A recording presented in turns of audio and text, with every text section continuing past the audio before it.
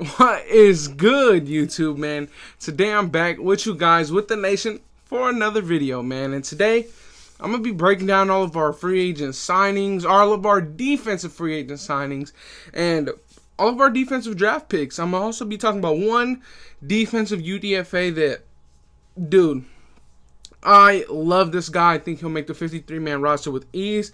I think he might give a guy like Solomon Thomas a run for his money, man. So let's get into today's video, but real quick, before I start this video, I have to give a shout out to the one and only IC_Nate. He is the creator of today's thumbnail. You know, he always brings the heat when it comes to these thumbnails, so shout out to you, IC Nate.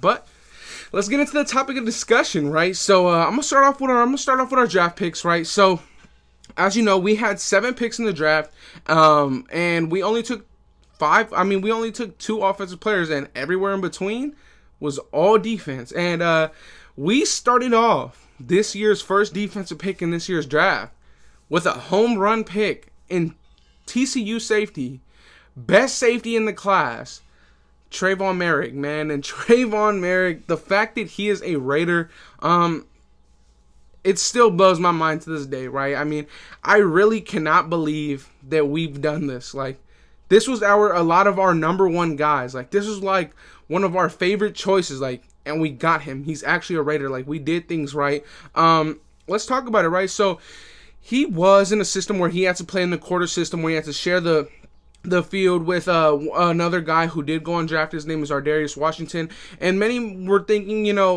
well, why would we want a guy who isn't a scheme fit? Technically, he wasn't a scheme fit because he came in a quarter system. He came from a cover 4 system that they ran out there a lot in TCU, but you saw him in that presser after he got drafted with the Raiders, and he said that he was the quarterback of this defense. You know, he was the quarterback of that defense when he was there, and he played a lot of deep high. And when he was there, he said that he felt like he played deep high very well. And, you know, I'm just still, like, happy that we were able to get TCU safety Trayvon Merrick, man, and I think that this is a 10 out of 10 pick. But let's go on to our first third round pick, and this pick comes by the name of Malcolm Koontz, defensive end, pass rush specialist, whatever you like to call it, right? Out of Buffalo, Malcolm Koontz, right? And let's be honest, I'm going to be so honest with you guys. I did not have him in the third round, you know. I also just didn't evaluate DNs a lot because I honestly didn't think we were going to pick one up. And I had him as a 4th rounder. You know, Mike Mayock and John Gruden had him as a 2nd rounder. My boy, I think Graphic Raider, I think he might have had him as a 3rd rounder, or maybe he had him also as a 4th. But, you know, when I saw this pick, I said, okay, he's a DN. He's kind of small, in my opinion, 250, 6'2", I believe. But I kind of started retracting on my statements because I had to look. Who was a guy with similar stature, similar weight, that's had a ton of success, been to Pro Bowls? And in my mind, I started thinking Melvin Ingram. Melvin Ingram is basically, he's shorter. He's shorter by Malcolm Koontz than 1 inch, but Malcolm Koontz is 10 pounds less. You know, he's 10 pounds lighter. And if we can get out of Malcolm Koontz 70% of what the Chargers got out of Melvin Ingram, or matter of fact, Malcolm Koontz can become his own guy. You know, I love this pickup, man, of Malcolm Koontz. You know, shout out to Sanjeet once again. After the draft, after we got him, I hit up Sanjeet one day and I asked him, hey, do you have the all-22 film on Malcolm Koontz? I really would love to see.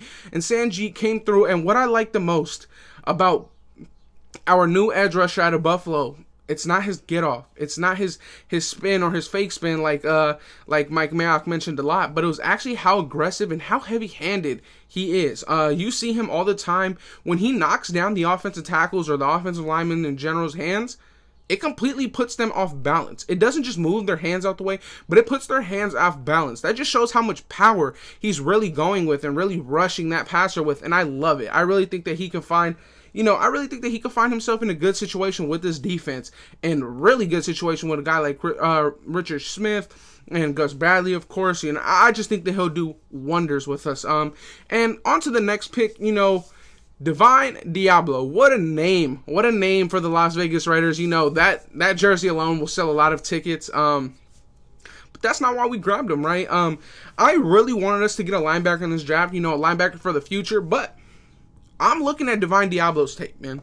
And I honestly feel like Divine Diablo can really push and give Nicholas Morrow a run for his money, because I would not be surprised if this guy by week 5 was starting over Nicholas Morrow. You know, he could play the run a bit better than Nicholas Morrow.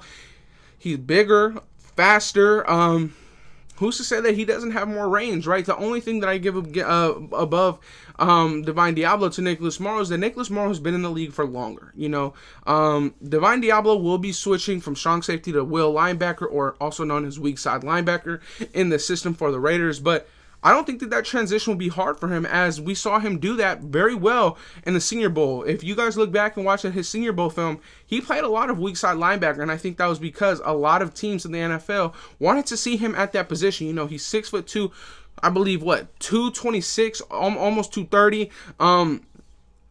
Lightning quick, runs a 4.46, I believe it was. I mean, why wouldn't you want this guy? I mean, former strong safety, former free safety, former corner and receiver in high school. I mean, this guy right here, I really think can be our weak side linebacker of the future. And man, I just can't believe how good we've done in this draft, man. It's so amazing to think. But Divine Diablo, definitely a good pickup. I love it a lot. You know, he will be that weak side linebacker for us in the future. You know, we only have Nicholas Morrow on one more year, and you know, we'll see, right? But I really believe that by week 5 or maybe even earlier, Divine Diablo could be starting over Nicholas Morrow. Who knows? Maybe he has an outstanding mini camp and rookie training camp, and he might get the job, right? And going on to the next pick, round 4, pick 143, we trade up in the draft to get one of my favorite prospects in this draft out of Missouri, and that is Tyree Gillespie. This guy is the definition of versatile. Like, I cannot believe that when I saw us get him, right, I got a message in the group chat, and I really was hitting that group chat, but hitting them back up, and I was hoping that they weren't pranking me, because I was so excited when I saw that we got him. This guy right here was the reason why Jeff Heath got cut. Much better than Jeff Heath, in all honesty. I mean, this guy can honestly be a starting caliber free safety, strong safety, whatever you like to call it. He is a versatile chess piece. You look at what we wanted out of LaMarcus Joyner, a guy who could play the slot, a guy who could play strong safety, free safety. That's exactly what Tyree Gillespie is, and I love it. I love Tyree Gillespie. He is a hitter as well. He had a great game against Alabama, and we all know that Alabama had about 6 first-round picks in this draft. You know, he absolutely annihilated Devontae Smith over some crossing routes. He absolutely gave Najee Harris the boom inside the box for a tackle for loss. And then I believe that he had a tackle for loss on Jalen Waddle as well. I mean, that man right there, he's a great pickup in my opinion. I was surprised to see him on the board, much like Mike Mack and John Gruden were saying. They felt that he was sticking out like a sore thumb. You know, they didn't think that he was going to be there, but he was. And thankfully he was. We traded up. We got him. I believe we traded up with the Minnesota Vikings or the New York Jets. I forget. But I love it, man. I love that pick. And let's go on to the last and final draft pick in defense in the first 7 rounds. And that was cornerback out of Illinois, Nate Hobbs, right? Nate Hobbs, I've said this before, right? He's a guy who can play outside corner and inside corner. Will most likely play inside corner or slot corner, as a lot of people call it. He's very aggressive, 6 foot tall in stature. I like him. I like him a lot. And what I like about him the most is his attitude. His attitude towards the game is amazing, right? He likes having that chip on his shoulder. And when a player really truly feels like they are, you know, underestimated or can't do something, or labeled as a guy who can't do it like others can.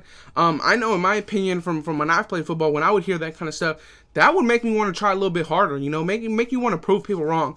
And that's what I like the most about Nate Hobbs. He has that chip on his shoulder. He said that he was going to be the greatest underdog that the Raiders have ever drafted in the history of this franchise. You know, those kinds of words pump you up, man, as a fan. And, you know, he's a 5th round pick, so not too high of an investment, but let's get into our free agent signings, right? I mean, starting off, I'm going to just go all over the place. We signed Mac Dickerson on the defensive line. He will most likely be a special teams guy. He's known for blocking kicks in his career, he's known for blocking field goals. And, if we can get a field goal or two, a field goal block or two out of him this year, you done good. You done good. And then next on the list, you got Koontz and Jefferson. Koontz and Jefferson is a 3-technique defensive tackle. Also, last year played a bit out of position with the Buffalo Bills and played a lot of nose technique or nose guard. However you guys got one technique, nose guard, or head up on the center. However you guys like to call these terms. Koontz and Jefferson is a good player. He had some of his most successful years in the Seahawks with Gus Bradley, right? I like this signing, man. He brings versatility to this defense. A guy who could play nose if let's say Hankins goes out, God forbid. He could play that 3-technique, although this 3-technique room is stacked. But yeah, Koontz and Jefferson, not too much money that we spent on him. I like it, man. I like the fact that we have depth at every single position this year.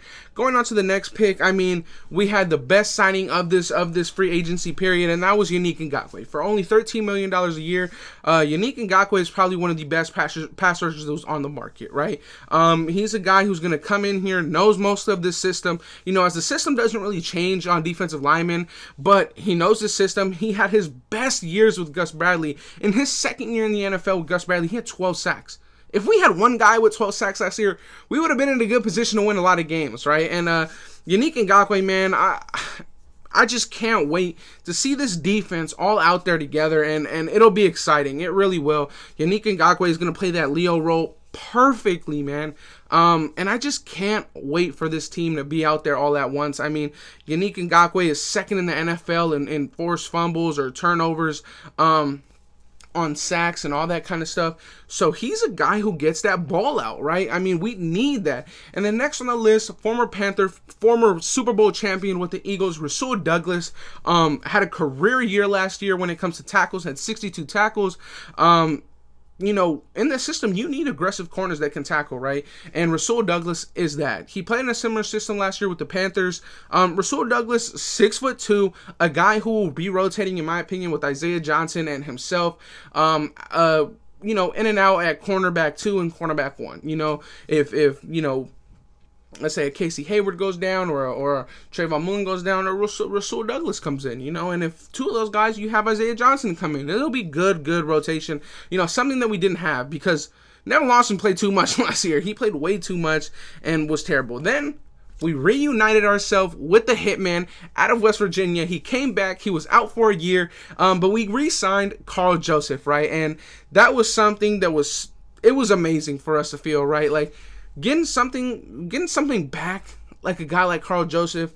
Maybe he might have not had the best of years with us, but it's a guy that you just want back. He just brings good energy to this team. Karl Joseph, 110% will be great depth for this team. Last year, imagine if we had Karl Joseph taking all the snaps that an Eric Harris or Dallin Levitt played. These guys play too much snaps, right? Way too much snaps. And now we have guys like Rasul Douglas that can play the snaps that Isaiah Johnson or Amik Robertson had to play or what's his name, Levin Lawson had to play. Like, we have great depth. And Karl Joseph bringing back a versatile safety, you can't go wrong. You cannot go wrong. And I'm just glad that we got Karl Joseph back. Good locker room guy, knows what he needs to win after he just left and really got a taste of what it is to be on a winning football team with the Browns. And, he comes back and he wants to probably show what it takes, and he knows what it is to win, right? They went pretty far in the playoffs. They could have I don't know how far they went in the playoffs, but the fact is that they went to the playoffs, and we didn't. So we want guys who have that pedigree, and he does, and he brings it to this team. Then we signed defensive tackle Darius Valone, 3-technique. He is 6'1". I believe he's 286, so he is that true 3-technique that guys like Gus Bradley really like. I really don't see him making the roster with guys like Kendall Vickers still fighting for a spot, and all the other 3-techniques that we have on this roster, much like a guy that I'm about to talk about, Solomon Thomas, a true 3-technique. Signed him from San Francisco. I like it. He was very, very, very, very, very excited and happy when we decided to pick him up, right? When we decided to pick him up, he was very, very excited. And, you know, he's been to a Super Bowl with that 49ers team. He's almost won a Super Bowl. And he's another guy that knows exactly what it takes to win. I mean, look at what he had around him. He had Eric Armstead, Nick Bosa, Dee Ford, DeForest Buckner. You know, he knows what talent looks like. And I'm just excited that this will be a guy on the team. Will he be able to fight for a starting job at the 3 technique? I believe so. It'll be very tough. There's going to be a lot of talent and a lot of competition at that 3 technique. And one guy who I really want to talk about is a UDFA I believe will make this roster, and that is the one, the only Darius Stills, right? Darius Stills, in my opinion, has to be one of the most outrageously great signings that we didn't even have to pick up in the draft. You know, in my opinion, I had him in a solid lock at 5th round, but he went undrafted, right? And he went undrafted not because of his talent, but because of his size. You know, for a good defensive tackle nowadays, you want at least 6'3". Darius Stills is not that. He is 6'1" and I believe 6'1" and 1/8, and he's about 289 pounds or so. And you know what I like the most about him after watching his film, I studied a lot of his film, especially his Baylor tape, and this guy has some freakishly crazily good hand movement, and the way that he uses hands is very violent. And you look at it, and I said this before, he won't be an Aaron Donald at all, but the way that he is so violent with his hands and is able to really get under these larger guards is like an Aaron Donald, and I really like that. And then when I saw an interview about him, he literally said that every day he watches and models his game after an Aaron Donald. And don't get me wrong, I am not expecting nowhere near an Aaron Donald with Darius Stills, but I do believe that he can make this roster, and if he gets a real role, I believe he can get to like 6.5 sacks. That's how much I believe in Darius Stills. I really like Darius Stills.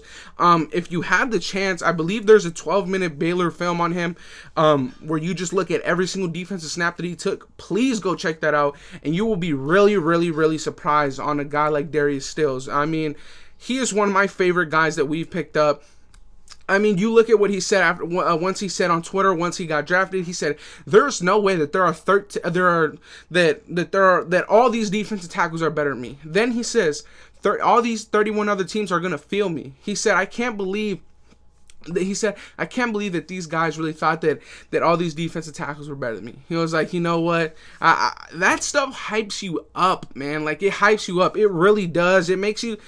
It just makes you want to start playing football like right now. Like, I really like that. I mean, there's a ton of competition in this draft. I mean, in this draft class, in this free agent class, you know, we've picked up a lot of players, right? And it'll be very interesting to see who makes this 53 or 55 man roster now.